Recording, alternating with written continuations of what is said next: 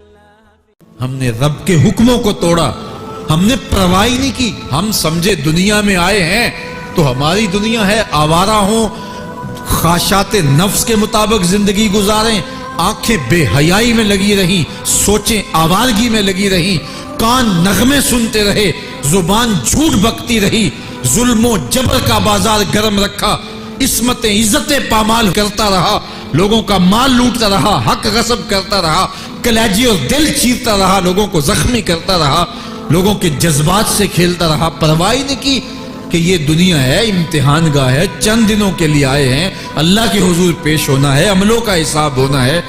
اب جب وہ دیکھیں گے کہ ہمارے ساتھ کیا ہونے والا ہے تو ان کے چہرے پہلے بگڑ جائیں گے. کیوں؟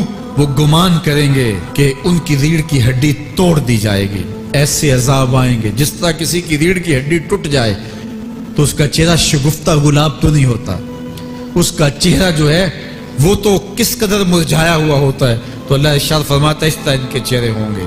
ابھی عذاب آیا نہیں ہے لیکن چہرے پہلے ہی اترے ہوئے ہوں گے, اور جب عذاب کی بھٹی میں ڈالے جائیں گے, اللہ اکبر, اور وہ سخت عذاب. حضور نے جبریل امین سے پوچھا مجھے جہنم کے عذابوں کا ذکر سناؤ. عرض کی حضور سب سے ہلکے عذاب کی کہانی سناتا ہوں, اور وہ یہ کہ جہنمی کے پاؤں میں آگ کا جوتا رکھا جائے گا, باقی پورا بدن اس کا سلامت ہوگا. یہ سب سے ہلکے عذاب کی کیفیت ہے. اب پاؤں میں آگ کا جوتا ہوگا, حدت, گرمی, شدت اتنی ہوگی کہ دماغ پگھل کے ناک اور کانوں کے راستے سے باہر آ جائے گا. پاؤں میں رکھے ہوئے جوتے کی گرمی دماغ کو ایسے چڑھے گی کہ وہ پگھل جائے گا اور ناک اور کانوں کے راستے سے باہر آ جائے گا. تو اللہ کے عذاب کے خوف سے چہرے بگڑ جائیں گے, حالت سلامت نہیں رہے گی. یہ بات ذہن میں رکھیں کہ اللہ جس کو جہنم میں ڈالے گا اس کو اس صورت میں نہیں ڈالے گا. یہ محمدی صورت ہے, یہ شکل اس کی چھین لی جائے گی اور اس کی شکل بڑی کر دی جائے گی. اس کا ایک ایک دانت احد پہاڑ جتنا ہوگا. احد پہاڑ کا پھیلاؤ 15 کلومیٹر پہ ہے. 15 کلومیٹر کا ایک دانت اور 32 دانت کتنے ہوں گے تو منہ کتنا بڑا ہوگا. اس کو اتنا بڑا اس لیے کیا جائے گا تاکہ وہ عذاب کی تکلیف زیادہ سہے. 70 گز موٹی کھال ہوگی, اور کھال جل جائے گی تو اللہ قرآن میں فرماتا ہے ہم نئی کھال دے دیں گے تاکہ عذاب کی تکلیف اس کو گوارا کرنی پڑے. پھر چیخے گا, چلائے گا, ہائے مجھے پانی دو, پانی دو, پیاس کی شدت ہے. 70 سال تک تو اس کی کوئی آواز ہی نہیں سنے گا. 70 سال کے بعد داروغہ جہنم چیخ کر کہے گا کیا مانگتا ہے؟ وہ بولے گا مجھے پانی چاہیے. کہا جائے گا تو بے بھی ملتا ہے پانی. پھر داروغہ جہنم اسے پانی دے گا. کوکا کولا کی بوتل دے گا یا پیپسی تھما دے گا یا منرل واٹر کی بوتل دے گا؟ نہیں, قرآن بتاتا ہے اسے مائے حمیم دیا جائے گا, کھولتا ہوا پانی. اور وہ اتنا گرم ہوگا جب پینے کے لیے چہرے کے قریب کرے گا اس سے اٹھتی ہوئی بھاپ کی وجہ سے چہرے کی کھال ادڑ کے اس کے اندر گر پڑے گی, لیکن اس کے باوجود اس کو پینا پڑے گا. اللہ فرماتا ہے یہ دنیا ہی سب کچھ نہیں ہے, سمجھ لیا یہی سب کچھ ہے, آخرت کو بھول گئے. صبح اٹھے کام پہ چلے گئے, شام آئے آوارگی میں چلے گئے, صدائیں آتی رہی حی علی الصلاح حی علی الفلاح, کوئی پرواہ نہیں کی. نہ پیشانیوں نے سجدے کیے, نہ سوچوں میں پاکیزگی آئی. زندگی یوں گزار کے چلے گئے. ایسے نہیں, کہا ایک وہ ہوں گے جن کے چہرے شگفتہ گلاب ہوں گے, ایک وہ ہوں گے جن کے چہرے بگڑے ہوئے ہوں گے. اللہ اکبر. کلا اذا بلغت التراقی, یہ تو قیامت کا منظر ہے نا, قیامت سے قبل بھی ایک منظر ہے. اللہ اس منظر کو بھی بیان کر رہا ہے. کلا اذا بلغت التراقی, ہاں جب جان گلے کو پہنچ جائے گی. اے انسان تیرے اوپر وہ گھڑی بھی آنے والی ہے, وہ وقت بھی آنے والا ہے جب سانس اس ہنسلی میں اٹک جائے گا, جب سینے سے بھی سانس اوپر چلی گئی. اب ڈاکٹر بھی لا علاج قرار دے رہے ہیں کہ اب علاج نہیں رہا ہے, جان بس اب نکلنا چاہ رہی ہے. اور کہا جائے گا کوئی جھاڑ پھونک والا بلاؤ. اب ڈاکٹروں نے تو جواب دے دیا, اب سانس اٹک گئی گلے میں, چند لمحوں کی مہمان ہے.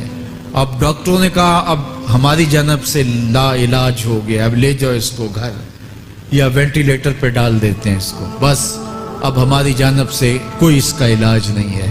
اب گھر والے روتے ہیں، کہتے ہیں کوئی جھاڑ پھونک والا لاؤ، کوئی دم والا لاؤ، شاید وہ کوئی دم کرے تو اس کی جان میں جان آ جائے۔ ڈاکٹروں نے تو لا علاج قرار دے دیا۔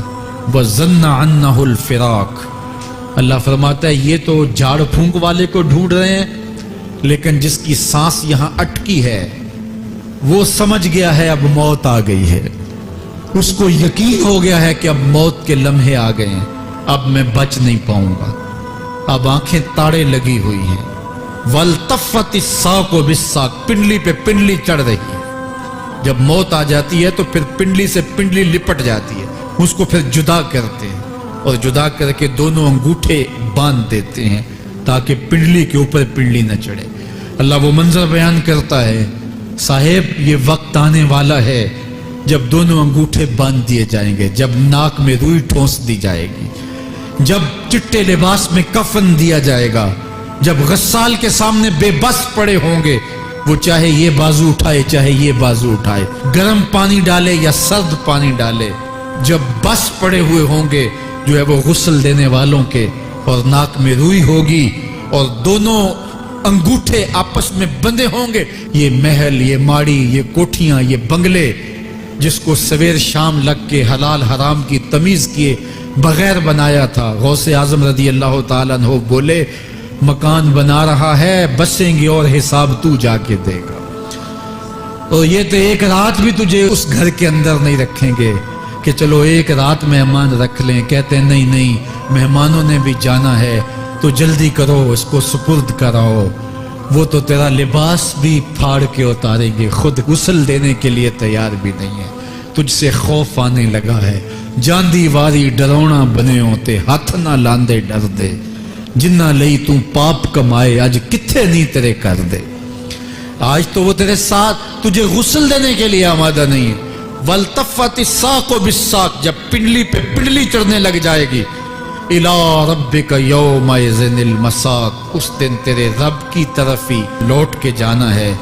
فَلَا صَدَّقَ وَلَا صَلَّىٰ، اس نے نہ تو سچ مانا اور نہ نماز پڑھی، وَلَٰكِنْ كَذَّبَ وَتَوَلَّىٰ، ہاں جھٹلایا اور منہ پھیر کے چل پڑا۔